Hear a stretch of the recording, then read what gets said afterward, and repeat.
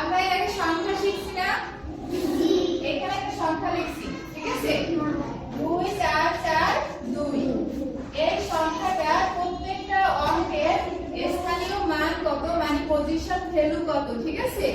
স্থানীয় মান বুঝছো? যেমন 2 এর একটা স্থান আছে না, আবার 4 এর একটা স্থান আছে না, আবার এই 4 এর একটা স্থান আছে না, 2 এর একটা স্থান আছে না।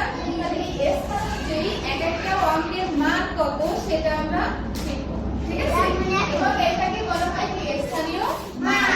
স্থানীয় মান আমরা শিখব। দেখো এখানে যে প্রথমে ডান দিক থেকে সংখ্যাটা কোন দিক থেকে, ডান দিক থেকে, এই যে ডান দিক থেকে আমরা প্রথম অঙ্কটা কত পাই বলো তো? 2। তো 2 কে আমরা কোন স্থান বলবো? একক স্থান। বলো কি বলবো? একক স্থান। তাহলে আমরা কি লিখব বলো? 2 একক, ঠিক আছে? 2 একক।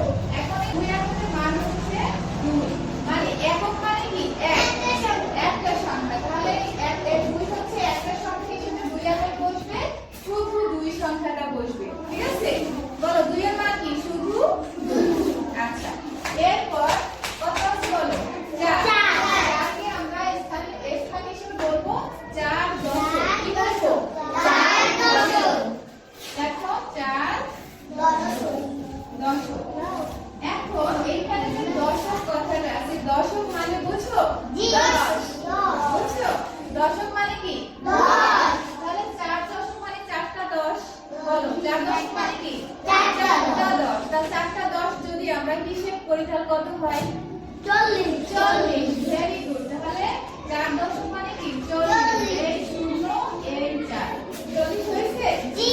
আচ্ছা, এরপরে যে অঙ্কটা আছে 4, এটাকে বলা হয়েছে 4 কি? 4000। শতক। বলো কি? 4 শতক। আচ্ছা, এখন বলো এই যে শতক মানে শতক। বলো শতক মানে কি? শতক। শত মানে বুঝছো? 100 200 আমরা বলি না? জি।